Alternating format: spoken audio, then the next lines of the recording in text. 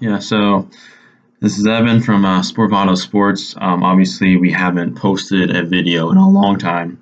Sorry for my voice crack there, but we have been, sick, and school's been killing us right now. But obviously, we're done. It's Christmas break now for University of Oregon students.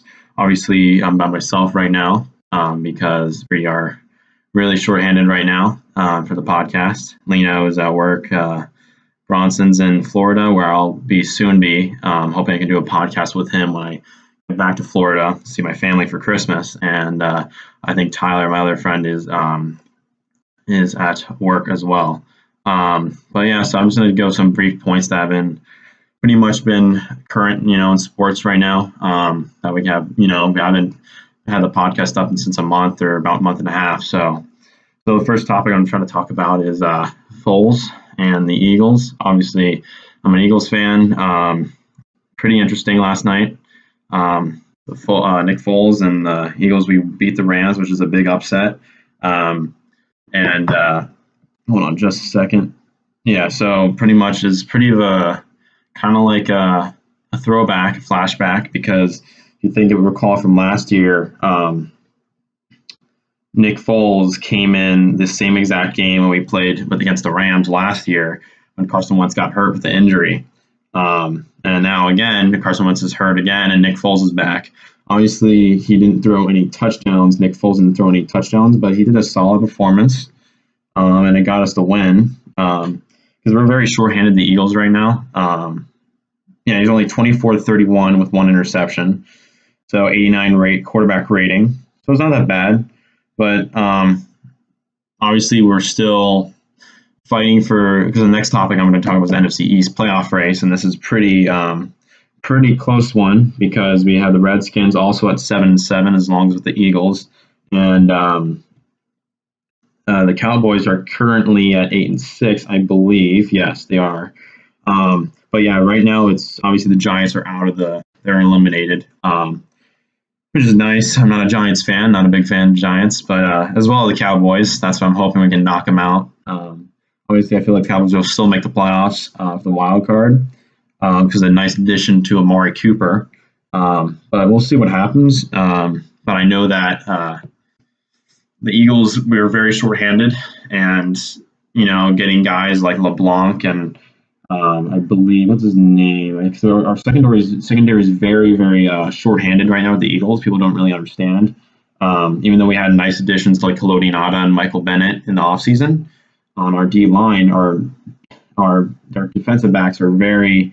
We just got Rasrul Douglas back. Sidney Jones got hurt, so we got our rookie Avante Maddox playing. We got BJ Bello, and then. Yeah, so it's just Sullivan. These are new names. Like last night, Chris Collinsworth was also stating about this new look because we only have Malcolm Jenkins. Because Sidney Jones, Rodney McLeod, our free safety for the Eagles, was out too. So it's kind of interesting. Obviously, we still have the same guys from the last year the Eagles did. It's just Jai's hurt on the offense, and Corey Clements are obviously out right now too, so we're dealing with a very shorthanded team. Our wide receiver core is still pretty nice. O-lines have been solid, and then Wentz went down, but Nick Foles is proving me that that Carson Wentz's role might be in question now because we're getting a victory over the Rams, who are now 11-3 because we beat them. That Nick Foles might be the Eagles' savior again. Coming back from that, that's in a backup position role. He's MVP, Super Bowl MVP. So it's hey, it's and very interesting to see what happens there. And the way I'm hoping, as an Eagles fan, that we can pull out of and make a great, fight for the playoff race, which is going to be very tight for us in the future. And we'll see what happens there, but.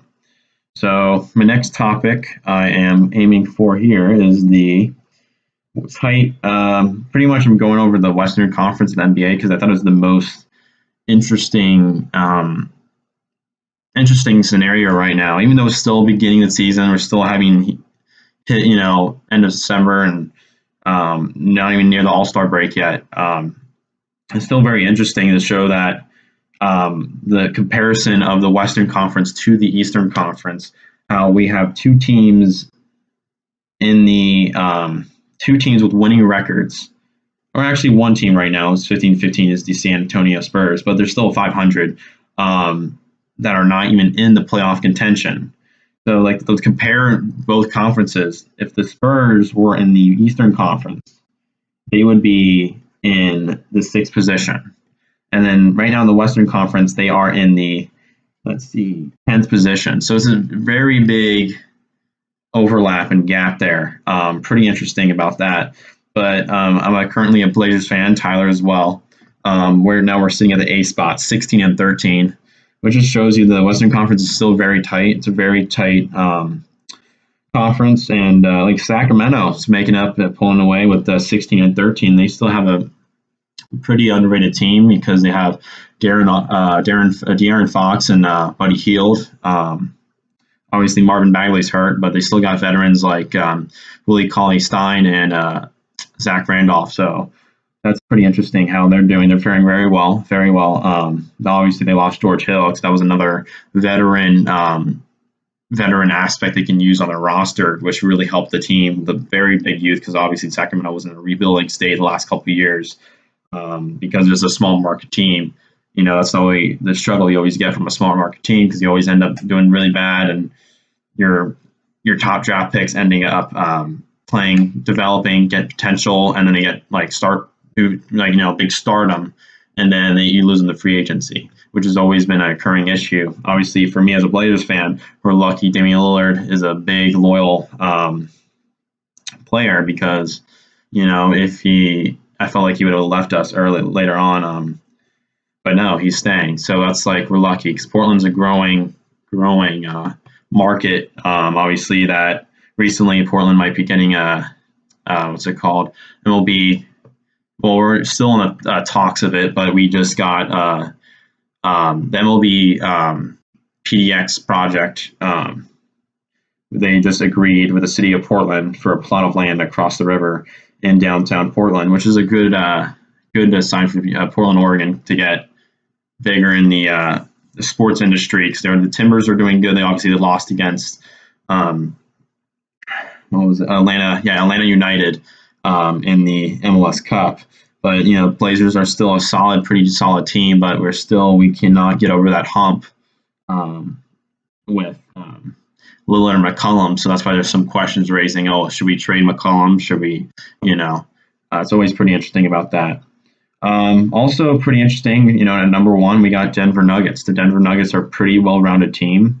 Obviously, you got Nikola Jokic is a really great, presence in the paint, and he can pass the ball, and that's a big factor in that. And the guys still got veteran players like Paul Millsap on the team, and he's not in his prime, but he's still a solid piece that you can use. Then you got Jamal Murray, and the Denver Nuggets are very underrated, and I feel like I like that. It's good for them. Denver Nuggets haven't been good in a while. So this is pretty good for them. Obviously, it's still early in the season, so this is still premature, so we don't know yet if it's going to be huge. Because Golden State has 10 losses, and people are not expecting that. Even though people say, "Oh, we don't have DeMarcus Cousins yet," you still got Kevin Durant, Steph Curry, Klay Thompson, and Draymond Green.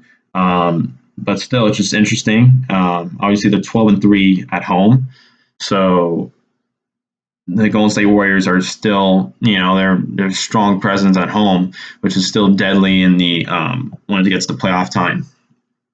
As long as the Warriors get to the playoffs, I think they'll be fine, because it's still, they still got a pretty decent chemistry they have. We'll see what happens when DeMarcus Cousins gets in the mix. I'm very interested to see how they play out once DeMarcus Cousins comes back, and see what happens there. Third spot, we got OKC. Still got Paul George and Russell Westbrook at the helm for that team, and it's still a really solid team. And I feel like they're still underrated. Another underrated team people don't really talk about as much, since Carmelo Carmelo left. And Carmelo's still a free agent too, which is pretty interesting. And obviously he's been getting a lot of hate lately, but I feel like Carmelo can be a solid piece in a team. Obviously he's not a starting player anymore. He's not that type of player that you can get in your starting five. But I feel like he can be a solid piece somewhere else that can use a shooting option. But right now, I feel like he just needs to find that right team because he worked with the Rockets, the Thunder, just not working out for him. I still feel like he has some talent left in him, the tank there.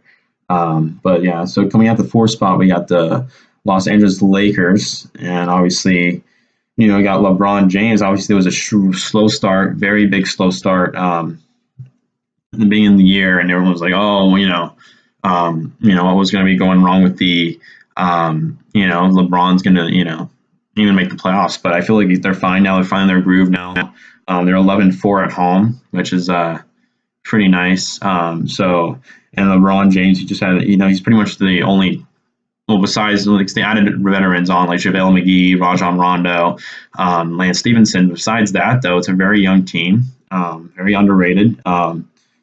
So I'll be very curious to see how they pull out later on in the season when it gets serious and stuff. And right now, Brandon Ingram's hurt right now, so pretty interesting about that. But yeah, right now, just like Lonzo Ball and LeBron James are pretty solid right now. They're finding their groove, very good chemistry together, and I feel like LeVar Ball kind of tarnishes Lonzo Ball's like his image. I feel like Lonzo Ball's a pretty good player, and I like his style of play. He's not a true scorer, but he's a ball handler, a field general type player.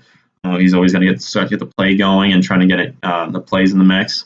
And it'll really kind of like help LeBron get all the weight off his shoulders a little bit because he has another playmaker that can start to play, just as like Kyrie Irving when he was on the Cavs with LeBron.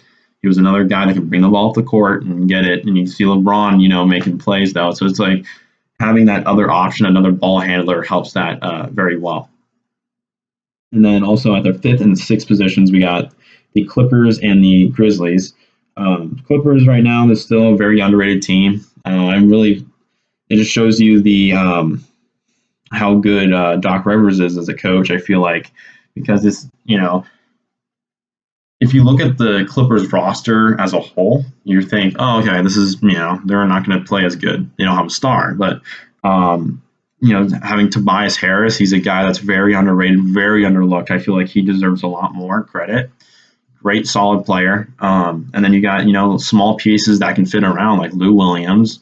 And then obviously they lost DeAndre Jordan, but they still have Boban Marjanovic, who's a great center. Just having those pieces is just a very underrated team. I love it. And then Montrezl Harrell. I love how Stephen A. Smith early in the year said he thought he reminded of Dennis Rodman, the way he played. I like that comparison because he's very aggressive in the paint, always goes for the rebounds, and that's another option. Like, it's a very underrated team. I just feel like the Clippers are a threat in the Western Conference too, because and just all the players like on the when you look at the stat sheet and the rosters, it's just like, oh, it doesn't scare you, but the way they play, it's very good. And Danilo Gallinari, obviously, he struggled with a lot of injuries in the year with the Clippers, and his whole career with the Nuggets, et cetera, but he's still a solid shooter, can make plays, Italian European player. So see what happens there. And then obviously the Grizzlies 16-13, tied with the Blazers and the Kings.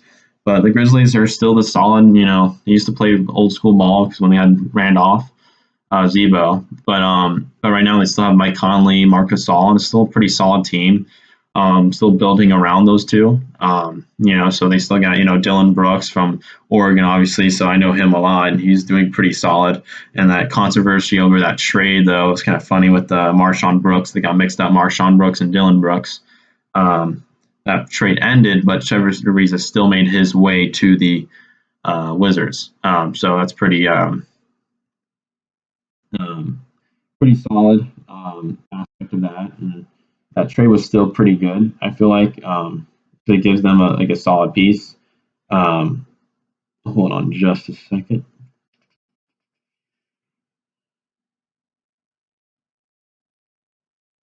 Yeah. So yeah, it gives the Wizards another solid piece. Uh, besides John Wall and Bradley Beal that can shoot the ball and be a threat. Obviously, they lost Kelly Oubre, but I didn't think Kelly Oubre wasn't a huge factor on that roster. And the Wizards had come out to a slow start. So, my next topic of discussion I'm going to talk about pretty much the MLB offseason, which is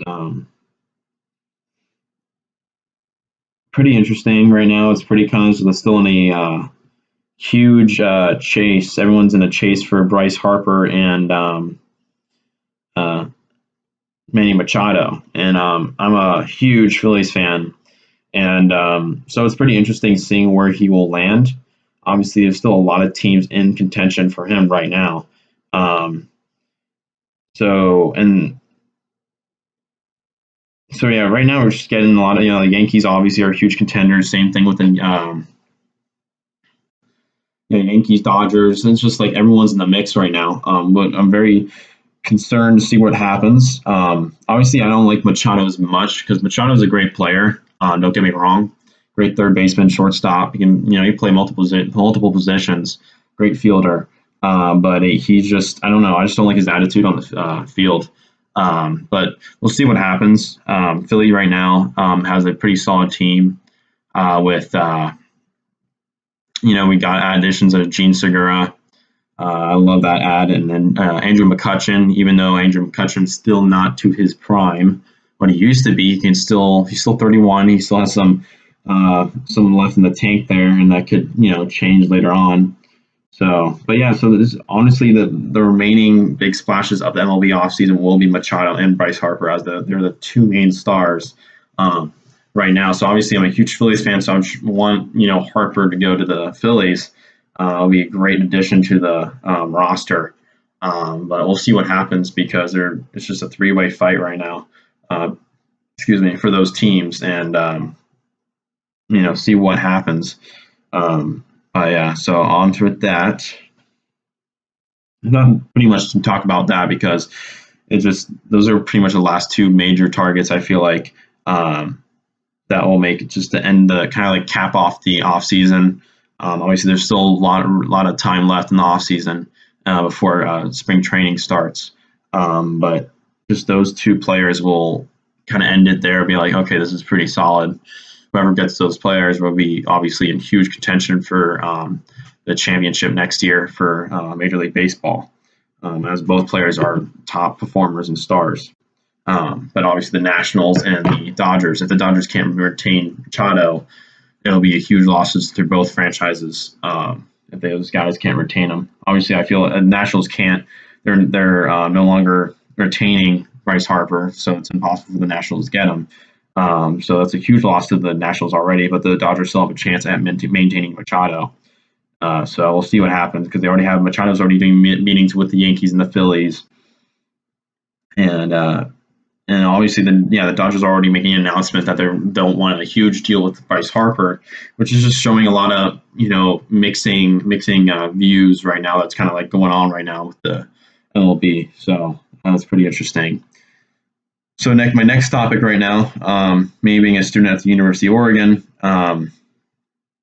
is the look ahead to the Oregon and Michigan State game, the RedBox Bowl. I'm very, very, very, very interested in that. It's like a game that will kind of get us on our way to, back to where we were under Chip Kelly, because obviously we fell dramatically. And we're trying to get our feet back under, trying to find our way through of what was, once what it was. And then, because like Texas is kind of going the same situation right now. Obviously, they're doing better than us right now, but Texas had that year where a couple of years after that Mac Brown left, just went decline. Chip Kelly left, up, decline. So it's kind of like the same thing that just went downwards. Because we had these good years with Dennis Dixon, and then after that we had Michael James, Anthony Thomas, and then Marcus Mariota, and then just it's a great couple of years that kept going on for us, and then it just went downhill after that. With Mark Helfrich leaving and stuff. So that's pretty interesting. But yeah, so we're looking ahead against Michigan State. Michigan State is another of those teams that's, trying to find their way, back into the. So we're both like the big school. We're both big schools, and they're just kind of like, okay, what we need to get back to where we were. That's like this game is kind of encompassing right now. See where both teams can find their way and get a win with this. It's obviously the game will be New Year's Eve. It'll be really interesting. Justin Herbert, I feel like, will stay with the Ducks. He's very, school first oriented player. So I don't think he's not into the money right now, and he's going to stay. Obviously, there's still a lot of limit. He did show some promise early on in the season, Justin Herbert, but I feel like he can improve in some areas. We did have a struggling receiving core because Dylan Mitchell's the only top receiver we have on the roster. Another voice crack there. Sorry about that. I have a deep voice, but it happens. But so the Ducks just struggled this year because we didn't have a lot of guys that could create space. We didn't have enough guys that could create space, so that affected a lot of our play. Dylan Mitchell was the only guy on our roster that could catch the ball. So Herbert struggled with that. Obviously, it showed in the beginning of the season, but then Herbert kind of got exhausted, you could tell, and it started affecting his play later on in the season. So, and plus the factor that his younger brother, who's a 4-star tight end coming out of Sheldon High School in Eugene, is also committed to the Ducks. So he made a statement that said he wants to play with his big brother. So it's like, I'm assuming that Justin Herbert's kind of like a solid stay for the Ducks for next year, especially when we got the 5-star Kayvon Thibodeaux, which is a big ad for the Ducks. That's kind of like that's just I just no words with that pickup because, heading in with the Michigan State game in the RedBox Bowl, it's like no matter the outcome, it's just getting Kayvon Thibodeaux was huge for the Ducks. And, we haven't had that big of a, addition since Haloti Ngata. Obviously people say, people don't know. They're like, hey, why not, Marcus Mariota. Marcus Mariota was a 3-star recruit. He wasn't heavily known. That's why Chip Kelly was a great coach because he brought these 3 stars, same like Michael James, to stardom, got him to that point. So just adding Kayvon Thibodeaux right now, he's on 247. Mostly I get my stuff from 247 Sports, which is pretty helpful. Like Kayvon Thibodeaux, he's 5-star recruit, second in the country. I know ESPN has him as number 1, but just an unbelievable addition. If we hold this class right now, we are ranked 5th. This is the best class ever, or in Oregon history. So this is a pretty great job by Mario Cristobal in his second year. That I think that I'm just in awe because it's just like how talented this team is, and these guys coming in are just going to present, and then once we get Kayvon Thibodeaux on the D end, and then you got Justin Herbert on offense, this will be a very exciting year for the Ducks next year. No matter the outcome of the RedBox Bowl, because I feel like we're very strong, and I feel like the recruiting class coming in will help ease things for us, ease the struggles out we had this year. So obviously this would be very exciting to see what happens. Obviously, I want the win against Michigan State because it's still, even though they're 7-5 on the season, Michigan State, they're still a quality opponent, and we would love to get a win out of it. Since a win is a win. So we'll end the year on 9 wins, which is great. I did predict the Ducks to go to 8-4 because I knew coming from last year after the struggles with Taggart leaving and everything, that was a huge blow to the Ducks. I knew we were not going to come a huge, change from that season because we struggled with the players we had because of the aftermath from the Helfrich era all mixed in and the Taggart, small stint of Taggart. And so it's just like the Ducks are just on a, slow development back to where they were. And just adding Kayvon Thibodeaux was that step to get us over that hump over Alabama. And that was huge, huge, huge, huge. Because like it's showing that we can get players no matter how good our record is. And people are already saying, why is he going to Oregon? Because, he's not going to get national championships. I get that point. People, all the top recruits every year. Alabama's again is the number one recruiting school in this year in the 2019 class. But if you look at it, Alabama, no matter that there's so much talent on that team, they go to the NFL. I was oh yeah, Saban's a great coach. He brought the Alabama Crimson Tide from being one of the most crappy school football teams in the country when he first joined on, and now he's cruising with all these national titles right now. So big props for Nick Saban. But if you look at it too with Jalen Hurts, even though he had that small stint, when Tua Tagovailoa got hurt, he's not getting enough playing time. That's why some recruits are committing elsewhere than Alabama, because people want to have playing time.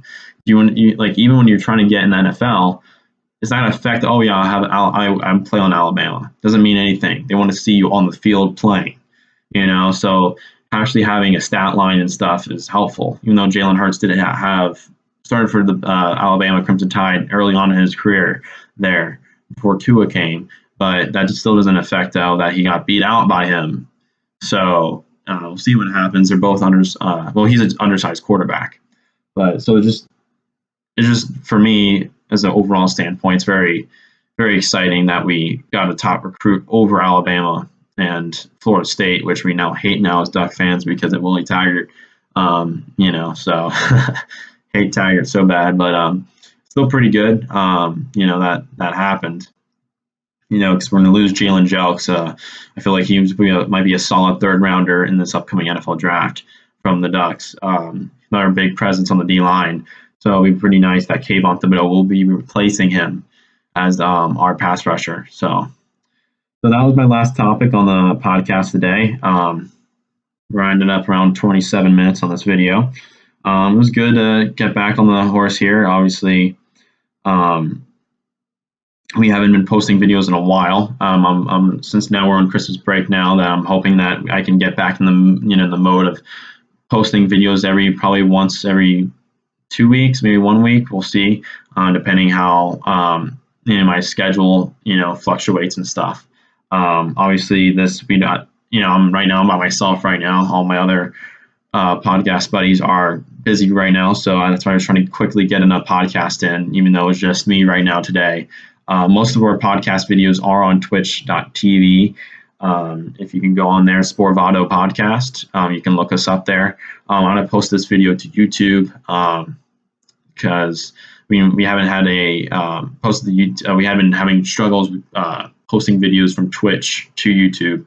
So this is a natural recording, not on Twitch. So this episode won't be on Twitch. I'm just going to end it there, and I'll let you guys know on our social media pages on Sporvado Podcast. You can search them on Instagram, Facebook, and and Twitter. Twitter is also I post on. So whatever those pages, keep you guys updated, and I'll let you know when the next podcast will be. And you guys have a great night, depending on where you are in the U.S. So see you later.